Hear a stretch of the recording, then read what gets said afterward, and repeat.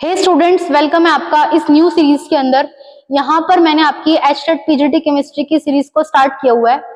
आज हमारा इस सीरीज के अंदर फर्स्ट लेक्चर रहेगा, जहां पर मैं आपको क्लास 12th का जो चैप्टर है सॉल्यूशन, उसको मैं पढ़ाऊंगी। डेली हमारा जो टारगेट रहेगा वो केमिस्ट्री को कवर करना है 11th एंड 12th की। तो इस सीरीज के चलते हुए हमारा टॉपिक फर्स्ट, जिसके अंदर आज हम पढ़ने वाले हैं सॉल्यूशन क्या होता है, टाइप्स ऑफ सॉल्यूशंस क्या होते हैं, concentration terms and Henry's law.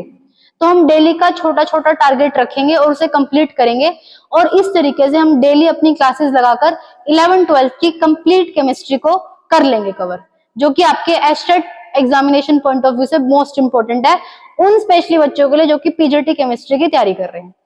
तो स्टूडेंट्स, देरी ना करते हुए आज के लेक्चर को शुरू करते हैं। So today session on solution, ये बहुत इंपॉर्टेंट टॉपिक है और एग्जाम में यहाँ से क्वेश्चन आपको 100% देखने को मिलते हैं। तो सो लेट्स स्टार्ट। अगर हम बात करते हैं सॉल्यूशन की, तो सॉल्यूशन क्या होता है, हमारा सॉल्यूशन क्या है, यहाँ पर हम सॉल्यूशन देख सकते हैं। सॉल्यूशन क्या है, basically solution is a homogeneous mixture. क्या है सॉल्यूशन? एक होमोजीनियस मिक्सचर है। क्या है? होमोजीनियस मिक्सचर ऑफ टू और मोर कंपोनेंट। जब दो या दो से ज्यादा कंपोनेंट्स मिलकर एक होमोजीनियस मिक्सचर की फॉर्मेशन करते हैं। किसकी फॉर्मेशन करते हैं? होमोजीनियस मिक्सचर की फॉर्मेशन करते हैं। तो ऐसे मिक्सचर को हम लोग क्या बोलते हैं? सॉल्यूशन बोलते हैं। क्या बोलते हैं? ऐसे मिक्सचर को क्या बोलते हैं हम लोग? सॉल्यूशन बोलते हैं। कैसा मिक्सचर होना चाहिए? होमोजीनियस। होमोजीनियस का क्या मतलब होता है? इसकी जो कंपोजिशन है, कैसी कंपोजिशन, हमारी कंपोजिशन कैसी रहनी चाहिए? कंपोजिशन यूनिफॉर्म होनी चाहिए। कंपोजिशन कैसी होनी चाहिए? Uniform through out the solution. Through out the solution हमारी कंपोजिशन कैसे रहनी चाहिए? यूनिफॉर्म रहनी चाहिए। तो उसको क्या बोलेंगे हम लोग? सॉल्यूशन। ऐसे सब्सटेंस दो या दो से ज्यादा कंपोनेंट्स मिलके क्या बनाते हैं? आपका होमोजीनियस मिक्सचर बनाते हैं। अब ये जो कंपोनेंट्स होते हैं, ये जो सब्सटेंस होते हैं, कैसे होने चाहिए आपके? केमिकली नॉन रिएक्टिव होने चाहिए। कैसे होने चाहिए? केमिकली नॉन रिएक्टिव ये आपके सब्सटेंस होने चाहिए। ठीक है, कैसे होने चाहिए? केमिकली नॉन रिएक्टिव ये सब्सटेंस आपके होने चाहिए। यहां पर मैंने कुछ आपके एग्जांपल दे रखे हैं जो कि आपके एनसीईआरटी में है। ब्रास क्या है? एक सॉल्यूशन है। कैसा सॉल्यूशन है? सॉलिड सॉल्यूशन है।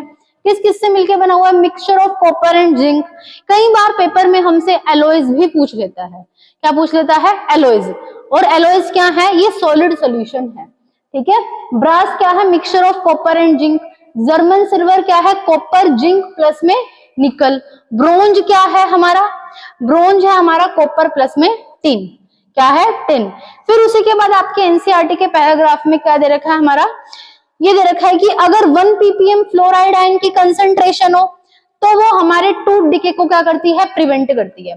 1 ppm फ्लोराइड आयन की कंसंट्रेशन क्या करती है? हमारे टूथ डिके को प्रिवेंट करती है। बट अगर 1.5 हो जाए तो वो हमारे टूथ को क्या कर देती है? मोटल्ड, मतलब हमारे टूथ की शेप को क्या कर देती है? चेंज। अगर high concentration of fluoride ion हो जाए तो ये हम लोग किसका काम करती है? ये पॉइजन का काम करती है। और एग्जाम्पल के रूप में हम लोग लर्न करेंगे sodium fluoride ion. Sodium fluoride के अंदर हम लोग क्या किसके अंदर यूज करते हैं? रैट पॉइजन के अंदर, चूहों की मारने की दवाई के अंदर क्या यूज होता है? Sodium fluoride. हमने सोल्यूशन के बारे में पढ़ लिया। अब बात ये आती है कि सोल्यूशन के अंदर क्या होता है। अब कोई भी जो सोल्यूशन आपका होता है वो दो चीजों से मिलकर बनता है। किससे मिलकर बनता है? दो चीजों से मिलकर बनता है। एक आपका क्या होता है? सोल्यूट, और एक क्या होता है आपका? सॉल्वेंट। क्या होता है? सॉल्वेंट। ये क्या होता है? सोल्यूट। सोल्यूट का मतलब क्या होता है? जो लेस क्वांटिटी में क्या हो? प्रेजेंट हो। किसमें हो? लेस क्वांटिटी में क्या हो? प्रेजेंट हो। और सॉल्वेंट का मतलब क्या होता है? जो मोर क्वांटिटी में क्या हो? प्रेजेंट हो। मोर क्वांटिटी, लार्जर क्वांटिटी में क्या हो? प्रेजेंट हो। ऐसे सॉल्यूशन जिसमें एक सोल्यूट और एक ही सॉल्वेंट देखने को मिलता है, ऐसे सॉल्यूशन को हम लोग क्या बोलते हैं, बाइनरी सॉल्यूशन बोलते हैं। कैसा सॉल्यूशन बोलते हैं, बाइनरी सॉल्यूशन बोलते हैं। क्या बोलते हैं, बाइनरी सॉल्यूशन हम लोग इनको बोलते हैं। अब बात ये आती है कि क्या मैडम हमेशा एक सॉल्वेंट और एक सोल्यूट होते हैं? नहीं, ऐसा नहीं है। सॉल्वेंट आपका एक होता है और सोल्यूट आपके एक से ज्यादा हो सकते हैं। सोल्यूट को क्या ध्यान रखना है, जो कि कम मात्रा में प्रेजेंट होता है, और सॉल्वेंट को क्या ध्यान रखना है, जो कि ज्यादा मात्रा में प्रेजेंट होता है। आप देख सकते हैं यहाँ पर, ठीक है, one or more component that is present in the solution other than the solvent are known as solute। क्या बोलते हैं हम लोग इसको, solute। और किसी भी सॉल्यूशन की फिजिकल स्टेट कौन डिटरमाइन करता है, सॉल्वेंट। तो आइए समझते हैं कि टाइप ऑफ सॉल्यूशन। आइए एक बार इसको ऐसे देख लेते हैं, यहाँ पर हम, होपफुली विजिबल होगा आपको, ठीक है। हम यहाँ पर देखते हैं, देखिए ये हमारे कुछ क्या है, सॉल्यूशन के टाइप है। ये गैसियस सॉल्यूशन है, ये लिक्विड सॉल्यूशन है, ये सॉलिड सॉल्यूशन है। तो यहाँ पर मैंने इनके जो टाइप बनाए हैं सॉल्यूशन के, किसके बेसिस पे बनाए हैं, सॉल्वेंट की फिजिकल स्टेट को डिफाइन करते हुए बनाए हैं। अगर मेरा सॉल्वेंट गैस है तो गैसियस सॉल्यूशन, अगर मेरा सॉल्वेंट लिक्विड है तो लिक्विड सॉल्यूशन, अगर मेरा सॉल्वेंट सॉलिड है तो सॉलिड सॉल्यूशन। इतनी बात समझ में आ गई क्या, ठीक है। अगर बात करते हैं गैसियस सॉल्यूशन की, तो हमारा सॉल्वेंट भी गैस है, सोल्यूट भी गैस है। तो हमने कहां पर पढ़ा है, air. Air is a homogeneous mixture of different gases like oxygen, nitrogen, helium, ठीक है। तो डिफरेंट गैसेस हमारी यहाँ पर क्या होती हैं, प्रेजेंट होती हैं। अगर हम बात करते हैं लिक्विड इन गैस, तो chloroform mixed with nitrogen gas. Chloroform क्या है, हमारी लिक्विड, और जबकि नाइट्रोजन गैस क्या है, गैस। तो सॉलिड इन गैस। अब देखिए कैम्फर, हम कैम्फर को क्या करते हैं, हीट करते हैं, ठीक है। कैम्फर इन नाइट्रोजन गैस, तो ये भी क्या हो गया, एक हमारा सॉलिड गैसियस सॉल्यूशन हो गया। अगर लिक्विड सॉल्यूशन की बात करते हैं, gas in liquid, oxygen dissolve in water, liquid and liquid, alcohol in water, solid and liquid, कोई भी चीज ले सकते हैं, ग्लूकोज ले सकते हैं, सुक्रोज ले सकते हैं, यूरिया ले सकते हैं। अगर हम उसको पानी में घोल दे तो कैसा सोल्यूशन बन जाएगा, हमारा लिक्विड सॉल्यूशन बन जाएगा। सॉलिड सॉल्यूशन की बात करते हैं, जैसे कि गैस इन सॉलिड। यहाँ पर क्या है, हमने पैलेडियम मेटल के ऊपर क्या एब्जॉर्ब करा दी, हाइड्रोजन गैस। कैसा सॉल्यूशन बन गया हमारा ये वाला, हमारा ये सॉलिड सॉल्यूशन बन गया। कैसा सॉल्यूशन बन गया, सॉलिड सॉल्यूशन बन गया। अगर हम बात करते हैं लिक्विड इन सॉलिड, तो हम यहाँ पर क्या करते हैं, मरकरी, ठीक है। हम लोग क्या करते हैं यहाँ पर, mercury, amalgam of mercury with sodium. जब हम लोग किसी भी मेटल, कोई भी हमारी जो मेटल होती है कैसी है, लिक्विड, ठीक है, अगर हम मेटल के साथ मरकरी को मिक्स कर देते हैं तो उसी एलॉय को हम लोग क्या बोल देते हैं, amalgam. Solid and solid, copper dissolve in gold, copper dissolve in gold. तो हमारे ये क्या थे, डिफरेंट टाइप्स ऑफ सॉल्यूशन थे। तो स्टूडेंट्स हर बार इस टेबल पे से एक क्वेश्चन आपको जरूर देखने को मिलता है, तो ये टेबल आपके लिए बहुत इंपॉर्टेंट है, इसके एग्जांपल्स आपको आने चाहिए। अगर हम बात करते हैं next, expressing concentration of solution. अब बात ये आती है कि किसी भी सॉल्यूशन को हम लोग कैसे रिप्रेजेंट करते हैं, मतलब कि उसकी सोल्यूट को कैसे रिप्रेजेंट करते हैं, उसको किन किन कॉन्सेंट्रेशन में रिप्रेजेंट करते हैं। तो रिप्रेजेंटेशन का मतलब, यहाँ पे कॉन्सेंट्रेशन का मतलब क्या है, किसी भी सॉल्यूशन की कंपोजिशन को हम डिस्क्राइब करते हैं किसकी हेल्प से, कंसंट्रेशन की हेल्प से। किसकी हेल्प से डिस्क्राइब करते हैं, कंसंट्रेशन की हेल्प से। And what is concentration, concentration का मतलब क्या होता है, किसी भी गिवन अमाउंट ऑफ सॉल्वेंट में कितने अमाउंट ऑफ हम सोल्यूट को ऐड करते हैं या फिर उसमें कितना सोल्यूट प्रेजेंट है, तो वो पर्टिकुलर सॉल्यूशन की क्या बताएगा, कंसंट्रेशन बताएगा। कंसंट्रेशन हम लोग दो तरीके से मेजर कर सकते हैं, क्वालिटेटिवली मेजर भी कर सकते हैं और क्वांटिटेटिवली मेजर भी कर सकते हैं। अगर बात करते हैं क्वालिटेटिवली की, तो हमारा डाइल्यूट सॉल्यूशंस भी हो सकते हैं और कॉन्सेंट्रेटेड सॉल्यूशन भी हो सकते हैं। डाइल्यूट के अंदर क्या होता है, जिसके अंदर सोल्यूट बहुत कम मात्रा में प्रेजेंट होता है, और कॉन्सेंट्रेटेड के अंदर जिसके अंदर सोल्यूट हमारा बहुत ज्यादा मात्रा में प्रेजेंट होता है। अगर हम बात करते हैं क्वांटिटेटिवली, जो कि हमारे यहाँ पर क्या है, सिलेबस में है, तो हम इनके ऊपर बात करेंगे, mass by mass percentage, mass by volume percentage, volume by volume percentage, ppm, mole fraction, molarity and molality, ठीक है। तो हमें इनके बारे में क्या करनी है, बात करनी है। आइए इनको पढ़ते हैं हम लोग डिटेल में, ठीक है। तो हम बात करेंगे कंसंट्रेशन की। तो हमारी ये क्या है, कंसंट्रेशन टर्म्स है। आइए सीखते हैं, ठीक है। ये क्या है हमारी कंसंट्रेशन टर्म्स।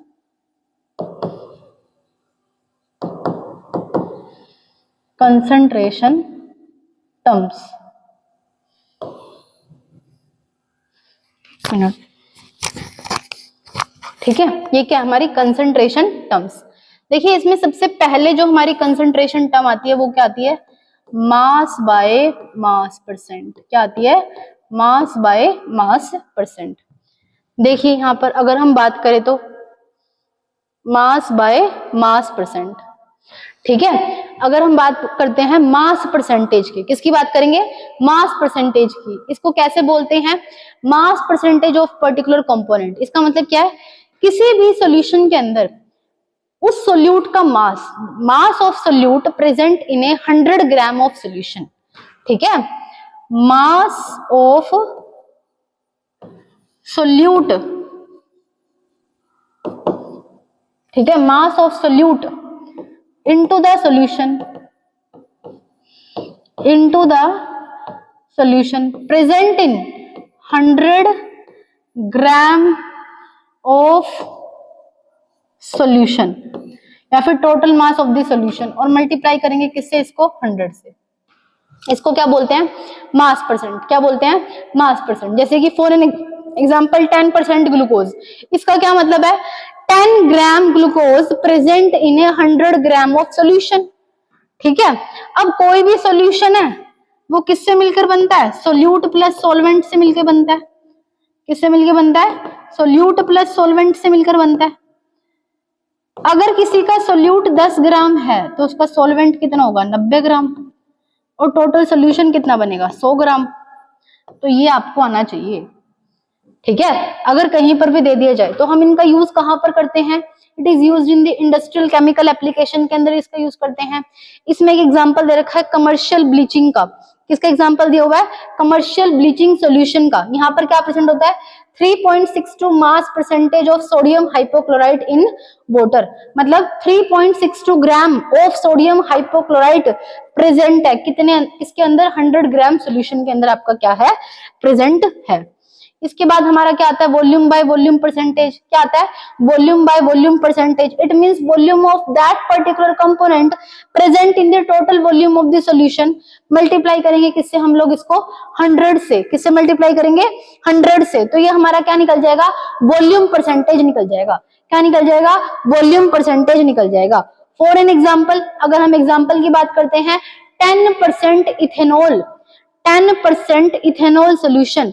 क्या मतलब है इसका, 10 ml of ethanol present in 100 ml of solution.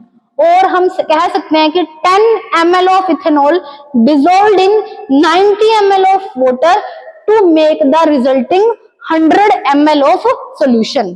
तो इसका ये मतलब है, ठीक है। इसका एग्जांपल हमें लर्न करना है क्या, ए 35% volume by volume solution of ethylene glycol. क्या फॉर्मूला होता है इसका, इथाइलिन ग्लाइकोल, CH2OH CH2OH। किसका काम करता है, एक एंटी फ्रीज का काम करता है। किसका काम करता है, एक एंटी फ्रीज का काम करता है। कहां पर यूज करते हैं हम लोग, इंजन की कूलिंग के लिए यूज करते हैं। पेपर में क्वेश्चन आ सकता है कि इंजन की कूलिंग के लिए क्या यूज करते हैं हम लोग, 35% volume by volume of ethylene glycol किसका काम करता है, एक एंटी फ्रीज का काम करता है, ठीक है। अगर हम बात करते हैं मास बाय वॉल्यूम परसेंटेज की, किसकी बात करेंगे, मास बाय वॉल्यूम परसेंटेज की। अब बात करते हैं मास बाय वॉल्यूम परसेंटेज। इसका क्या मतलब है मास बाय वॉल्यूम का, इसका मतलब है कि मास of solute dissolve in 100 ml of solution. 100 ml solution में कितना मास हम सोल्यूट का डिसॉल्व करते हैं, उसको क्या बोलेंगे, mass by volume percentage. Hopefully students आपको ये तीनों टर्म क्लियर हो गई होंगी। ये टर्मिनोलॉजी आपको क्लियर होनी बहुत जरूरी है, क्योंकि इन्हीं के बेसिस पर ही जो क्वेश्चंस होते हैं वो आपके फॉर्मुलेट होते हैं, इन्हीं के बेसिस पे क्वेश्चन आपके डिजाइन किए जाते हैं। पार्ट्स पर मिलियन। अब क्या आती है पार्ट्स पर मिलियन, ppm। जैसे कि हमने स्टार्टिंग में कुछ कंसंट्रेशन देखी थी फ्लोराइड आयन की, वो किसमें थी, ppm के अंदर थी। किसके अंदर थी, ppm। फर्स्ट ऑफ ऑल हमें पता होना चाहिए कि ppm का मतलब क्या होता है, पार्ट्स पर मिलियन। कहां पर यूज करते हैं, जब हमारा सोल्यूट बहुत ट्रेस अमाउंट में प्रेजेंट होता है। किसमें प्रेजेंट होता है, ट्रेस अमाउंट में, बहुत स्मॉल अमाउंट में क्या होता है, प्रेजेंट होता है। तो उस टाइम पे हम लोग कंसंट्रेशन किस में रिप्रेजेंट करते हैं, ppm में क्या करते हैं, रिप्रेजेंट करते हैं। ppm का मतलब क्या होता है, number of parts of that component, उस सोल्यूट का कितना पार्ट प्रेजेंट है, total number of part of all component उस सॉल्यूशन के अंदर, मल्टीप्लाई क्या करेंगे 10⁻⁶, क्योंकि मिलियन है ना, हमें यहाँ पर इसका पता होना चाहिए। आइए चलते हैं मोल फ्रैक्शन पे। ये बहुत इंपॉर्टेंट टर्म है, इसके बारे में हमें पता होना चाहिए कि भाई मोल फ्रैक्शन क्या होता है। ठीक है, मोल फ्रैक्शन क्या होता है, ये सभी को निकालना आना चाहिए। मोल फ्रैक्शन क्या होता है, total number of moles of that component. कोई भी कंपोनेंट हो सकता है, आपका सोल्यूट भी कंपोनेंट हो सकता है, आपका सोलवेंट भी कंपोनेंट हो सकता है। And total number of moles, और दोनों के टोटल नंबर ऑफ मोल्स कितने, तो उसको क्या बोलेंगे, मोल फ्रैक्शन। जैसे कि मेरे पास एक बाइनरी मिक्सचर है, क्या है बाइनरी मिक्सचर, एक ए है और एक क्या बी है। मैंने मोल्स ले लिए, ए के मोल्स इतने हैं, बी के मोल्स इतने हैं। तो मोल फ्रैक्शन ए का निकालेंगे तो क्या लिखेंगे, Na अपॉन में Na प्लस में Nb, और इसका मोल फ्रैक्शन निकालेंगे तो Nb अपॉन में Na प्लस Nb। समझ में आ रही है बात। तो किसी भी सॉल्यूशन के अंदर बहुत सारे कंपोनेंट्स हो सकते हैं, तो हम उनका मोल फ्रैक्शन ऐसे निकाल सकते हैं। और हमको पता ही है कि किसी भी गिवन सॉल्यूशन के अंदर मोल फ्रैक्शन का जो सम होता है वो कितना होता है, यूनिटी के बराबर होता है। ठीक है, तो होपफुली आपको मोल फ्रैक्शन क्लियर हो गया होगा। आइए चलते हैं अपनी नेक्स्ट टर्म के ऊपर, मोलैरिटी। क्या बोलते हैं इसको, मोलैरिटी। मोलैरिटी का मतलब क्या होता है, total number of moles of solute present in a या dissolved in a 1 litre of a solution. 1 litre solution के अंदर कितने number of moles of solute हमारे क्या है, प्रेजेंट है। Moles of solute, volume of a solution in litre. अगर मैं आपको बोलती हूं जैसे कि 0.25 मोलर NaOH, मैंने आपको ये बोल दिया, इसका मतलब क्या है, इससे आप क्या समझते हो, इसका मतलब ये है कि 0.25 मोल NaOH के प्रेजेंट है किसके अंदर, 1 लीटर सॉल्यूशन के अंदर क्या है, प्रेजेंट है। अब बात कर लेते हैं मोलैलिटी की। मोलैलिटी क्या होता है भाई, मोलैलिटी क्या होता है, it is defined as the number of moles of solute present in 1 kg solvent. किस में प्रेजेंट होता है भाई, सोलवेंट में होता है। किस में होता है, सोलवेंट में होता है। तो ये आपको पता होना चाहिए। ठीक है, अगर हम बात करते हैं किसकी, मोलैलिटी की, किसकी बात करते हैं, मोलैलिटी की, तो हमें एक चीज ध्यान में रखनी है, ये 1 लीटर सोलवेंट के अंदर होती है। किसके अंदर होती है, 1 लीटर 1 kg सोलवेंट के अंदर होती है। किसके अंदर होती है, 1 kg सोलवेंट के अंदर होती है। तो ये आपको पता होना चाहिए। होपफुली आपको क्लियर हो गया होगा स्टूडेंट्स। ठीक है, तो हमने क्या क्या पढ़ा, मास बाय मास परसेंटेज पढ़ा, ppm, मोल फ्रैक्शन, मोलैलिटी। जिस भी टर्म में हमारा क्या आ रहा है, मास आ रहा है, ठीक है, वो हमारे किससे इंडिपेंडेंट है, टेम्परेचर से। टेम्परेचर के चेंज होने से हमारी कौन सी कॉन्सेंट्रेशन टर्म इफेक्ट होती है, मोलैरिटी। कौन सी होती है, molarity. Molarity is a function of a temperature because its volume depends upon temperature but masses do not depend upon temperature. क्या स्टूडेंट्स आपको यहाँ तक क्लियर हो गया है क्या? यहाँ पर मैंने आपको सारी की सारी कंसंट्रेशन टर्म्स के बारे में बता दिया है। क्या इतनी चीज सबको क्लियर है क्या? इतनी चीज सबको क्लियर है? चलें आगे। हाँ जी,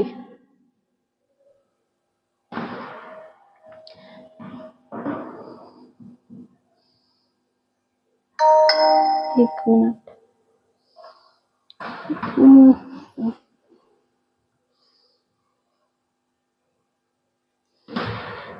तो स्टूडेंट्स नेक्स्ट अगर हम बात करें किसकी, सोल्यूबिलिटी की। किसकी बात करेंगे, सोल्यूबिलिटी की। चैप्टर के एक छोटे से टॉपिक को हमने कवर कर लिया है, सोल्यूशन क्या होते हैं, टाइप्स ऑफ सोल्यूशन क्या होते हैं, और सोल्यूशन की कंसंट्रेशन कितनी प्रकार की होती है। आइए पढ़ते हैं हम क्या, सोल्यूबिलिटी। क्या पढ़ेंगे, सोल्यूबिलिटी। हमें क्या पढ़नी है? सोल्यूबिलिटी। आइए सोल्यूबिलिटी को देखते हैं। सोल्यूबिलिटी क्या है? जैसे हमने कंसंट्रेशन देखी थी, ऐसे हम सोल्यूबिलिटी देखने वाले हैं। सोल्यूबिलिटी क्या है? किसी भी सब्सटेंस की सोल्यूबिलिटी क्या है? Solubility of a substance is its maximum amount of solute that can be dissolved in a specified amount of solvent at a specified temperature. किसी भी एक स्पेसिफिक अमाउंट ऑफ सोलवेंट में कितने अमाउंट ऑफ सोल्यूट प्रेजेंट है particular हमारे temperature के ऊपर। यही फर्क है कंसंट्रेशन और सोल्यूबिलिटी में। सोल्यूशन हमारा वहां पर सोलवेंट के अंदर हमने कितने अमाउंट में क्या प्रेजेंट है, हमारी सोल्यूट प्रेजेंट है, एक पर्टिकुलर टेम्परेचर पर कितना प्रेजेंट है, वो क्या दर्शाता है? सोल्यूबिलिटी।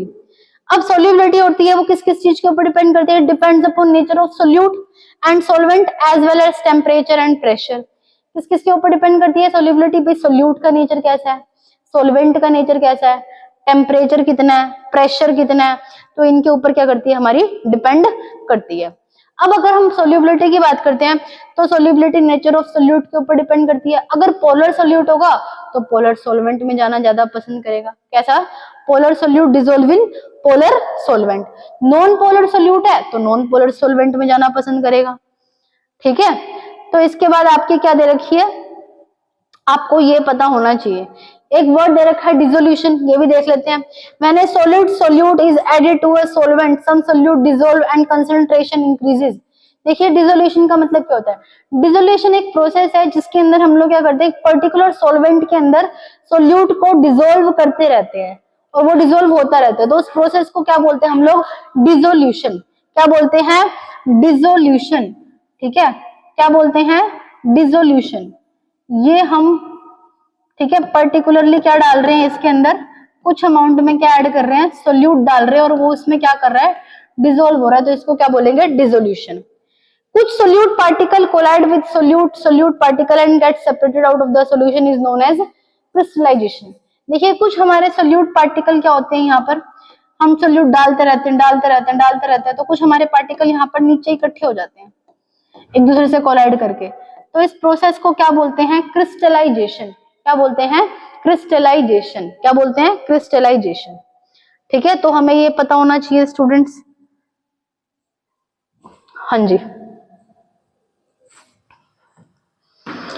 चलें आगे। तो नेक्स्ट आता है हमारा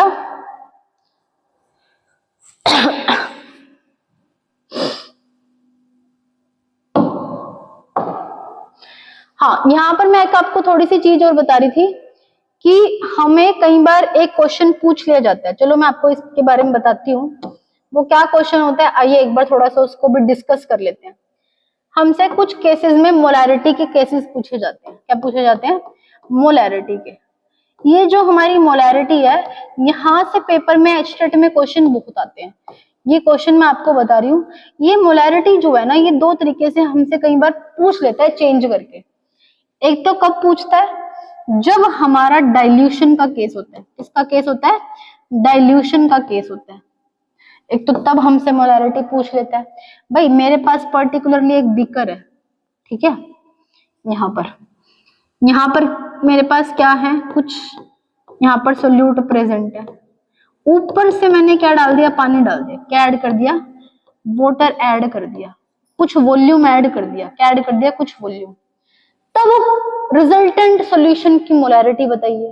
पहला टाइप, क्वेश्चन को समझना ध्यान से। एक तो हमारा डाइल्यूशन के केस पे मोलैरिटी निकलवा लेता है, एक हमारे मिक्सिंग के केस पे मोलैरिटी फाइंड आउट करवाता है। किसके केस में करवाता है? मिक्सिंग के केस में, कि भाई दो सॉल्यूशन थे, दोनों को मिक्स कर दिया, तो रिजल्टेंट सॉल्यूशन की हम बताइए मोलैरिटी कितनी होगी। तो हमसे इस तरीके से कुछ पूछ लेता है। यहाँ पर हम लोग दो सॉल्यूशन को मिक्स करते हैं और फिर रिजल्टेंट सॉल्यूशन की मोलैरिटी को फाइंड आउट करते हैं, और यहाँ पर डाइल्यूट करवाने के बाद क्या करते हैं? मोलैरिटी को फाइंड आउट करते हैं। तो इतनी बात हमें पता होनी चाहिए।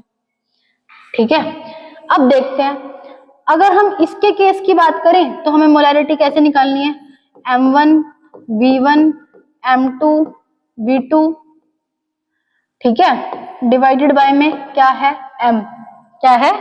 M, और यहाँ पर आपका क्या हो जाएगा? V final. अगर दो से मिक्स किया तो बाकी जितने भी दी जाएंगे हम उतने से कर लेंगे। और अगर हमारा डाइल्यूशन का केस होता है तो डाइल्यूशन के केस में क्या होते हैं, नंबर ऑफ मोल्स बराबर रहते हैं। डाइल्यूशन के केस में हमारे नंबर ऑफ मोल्स पहले जितने थे उतने ही नंबर ऑफ मोल्स बाद में रहते हैं। तो M1 V1 बराबर होता है किसके, M2 V2 के। तो यहां से आप ये फॉर्मूले दो याद रखोगे भाई, रखोगे याद। हमारे दोनों फॉर्मूले बहुत इंपॉर्टेंट है। मिक्सिंग के केस में मोलैरिटी आ जाती है और डाइल्यूशन के केस में मोलैरिटी आ जाती है। तो यही इसके अंदर बता रखा था। आइए चलते हैं नेक्स्ट। यहाँ पर हमें पता होना चाहिए सैचुरेटेड सोल्यूशन कौन सा होता है, ऐसा सोल्यूशन जिसमें हम और सोल्यूट ऐड ना कर सके एक पर्टिकुलर टेम्परेचर के ऊपर, उसको क्या बोलते हैं, सैचुरेटेड सोल्यूशन। मतलब जितना हमें सोल्यूट ऐड करना था कर दिया, अब इससे ज्यादा पानी के अंदर या फिर किसी भी सॉल्वेंट के अंदर ये कैपेबिलिटी नहीं है कि वो उसको घोल सके, तो सोल्यूशन को क्या बोलते हैं, सैचुरेटेड। अनसैचुरेटेड का मतलब क्या होता है, भाई हम एक पर्टिकुलर टेम्परेचर पर और भी सोल्यूट को क्या कर सकते हैं, डिसॉल्व कर सकते हैं। ठीक है, आइए चलते हैं नेक्स्ट। अब देखते हैं कि सोल्यूबिलिटी के ऊपर टेम्परेचर का क्या इफेक्ट होता है। ठीक है, टेम्परेचर आपको पता ही है, ली शेटलर प्रिंसिपल के अकॉर्डिंग अगर हम बात करते हैं तो हमारा क्या होता है, अगर हमारी जो, ठीक है, अगर हमारी रिएक्शन कैसी है भाई, एंडोथर्मिक है। कैसी रिएक्शन है हमारी, एंडोथर्मिक रिएक्शन है। अगर रिएक्शन कैसी है, एंडोथर्मिक है, तो सोल्यूबिलिटी क्या करती है हमारी, इंक्रीज करती है। ठीक है, solubility increases with rise in temperature. Temperature के बढ़ाने से सोल्यूबिलिटी क्या करती है, इंक्रीज करती है। एंडोथर्मिक का मतलब क्या, हमें हीट देनी पड़ रही है, हीट देने से हमारी सोल्यूबिलिटी क्या करती है, इंक्रीज करती है। बट हमारी रिएक्शन कैसी है, एक्सोथर्मिक है। कैसी है, एक्सोथर्मिक है। अगर रिएक्शन एक्सोथर्मिक है तो हमारी सोल्यूबिलिटी क्या करती है, डिक्रीज करती है। क्या करती है, डिक्रीज करती है। ये बात हमें पता होनी चाहिए। ठीक है, होपफुली आपको समझ में आ गया होगा। आइए चलते हैं effect of pressure. Effect of pressure की ओर बात कर लेते हैं। देखिए, प्रेशर का सॉलिड या लिक्विड के केस में इतना अच्छा रोल नहीं होता। ठीक है, प्रेशर का रोल कहां पर आता है, जब हम किसी लिक्विड सॉल्वेंट के अंदर गैस को डिसॉल्व करवाते हैं। बट सॉलिड के केसेस में ऐसा नहीं होता, बिकॉज सॉलिड जो होते हैं लगभग कैसे होते हैं, इनकम्प्रेसिबल होते हैं। कैसे होते हैं, इनकम्प्रेसिबल होते हैं। तो स्टूडेंट्स, हमने यहाँ तक सोल्यूबिलिटी के पार्ट को कवर कर लिया। हमने थोड़ा सोल्यूबिलिटी के बारे में पढ़ा, कंसंट्रेशन टर्म के बारे में पढ़ा। ठीक है, और हमने सॉल्यूशंस के टाइप के बारे में जाना। तो स्टूडेंट्स, आज के लेक्चर को मैं यहीं पर समाप्त करूंगी। हमने जितना पढ़ा है, मैंने आपको हर चीज पूरी डिटेल से पढ़ाई है, एनसीईआरटी को बेस मान के पढ़ाई है। और ये जितनी भी चीजें हमने पढ़ी है वो आपके एग्जामिनेशन पॉइंट ऑफ व्यू से बहुत इंपॉर्टेंट है। अब ये सीरीज के अंदर हमारा पहला पार्ट है। इसके बाद मैं सेकंड लेकर आऊंगी, जहां पर मैं आपको हेनरीज लॉ के बारे में बताऊंगी। कुछ हम क्वेश्चन हेनरीज लॉ के भी करेंगे। ठीक है, तो इसके बाद हम इसी तरीके से अपने डेली वीडियोस को मैं अपलोड करूंगी, और डेली आप लोग भी जुड़े रहना इस चैनल के साथ, ताकि आप मुझे बता सके और वीडियो के अंदर मुझे बताना कि आपको कहाँ किस चीज में दिक्कत आई, कहाँ पर आपको क्या चीज नहीं समझ में, और समझ में आ गया तो प्लीज लाइक शेयर एंड जरूर सब्सक्राइब जरूर करना। तो आज के लिए इतना ही। Thanks for watching. मिलते हैं अपनी नेक्स्ट वीडियो के अंदर।